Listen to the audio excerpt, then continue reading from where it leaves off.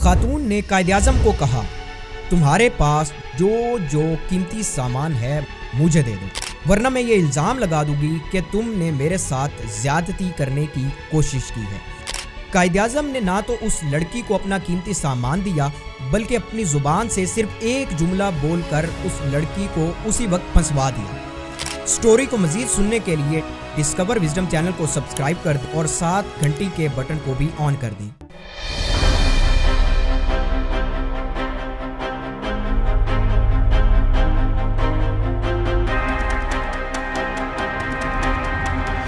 वो जुमला क्या था, वो खातून कौन थी, ये सब आप जान सकेंगे हमारी आज की इस वीडियो में।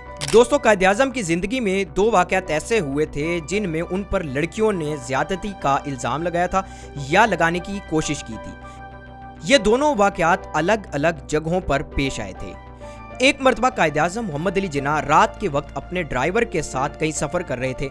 उस दिन पब्लिक ट्रांसपोर्ट भी बंद थी। रास्ते में एक खातून मिली जिसने कायद-ए-आज़म से लिफ्ट का मुतालबा किया। कायद-ए-आज़म ने यह सोचकर उस खातून को लिफ्ट दे दी कि ये बेचारी रात के इस वक्त कहां भटकेगी। खातून कायद-ए-आज़म की गाड़ी में सवार हो गई और गाड़ी दोबारा चलने लगी। कायद-ए-आज़म अपना सिगरेट पीने में मसरूफ थे और वो खातून पीछे छुप कर बैठी रही। जब खातून की मंजिल आई तो ड्राइवर ने गाड़ी साइड पर लगाई। जैसे ही गाड़ी रुकी तो वो खातून जोर जोर से चीखना चिल्लाना शुरू हो गई कि इस शख्स ने मेरे साथ गलत हरकत की है। चूंकि उस वक्त उस जगह पर रश भी बहुत था और लोग पहले से कायद-ए-आज़म के खिलाफ थे, इस वजह से सब लोग मिनटों में जमा हो गए। कायद-ए-आज़म गाड़ी से उतरे, उन्होंने लोगों के सामने अपना सिगरेट आगे किया और सिगरेट को एक झटका दिया तो सिगरेट के ऊपर जमी हुई राख गिर गई। तब कायद-ए-आज़म ने कहा कि अगर मैंने इस खातून के साथ ज्यादती करने की कोशिश की होती तो जोर जबरदस्ती करने की वजह से इस सिगरेट के ऊपर जमा हुई राख पहले से गिर चुकी होती। ये इस बात का सबूत है कि ये खातून झूठ बोल रही है। ये बात वहां मौजूद तमाम लोगों के दिल पर लगी और उसके बाद आप गाड़ी में बैठकर वहां से रवाना हो गए। इसी तरह एक मरतबा आप दिल्ली से मुंबई जाने के लिए ट्रेन की फर्स्ट क्लास में सफर कर रहे थे। ट्रेन बिल्कुल खाली थी और डब्बे में कायद-ए-आज़म के अलावा कोई मौजूद नहीं था।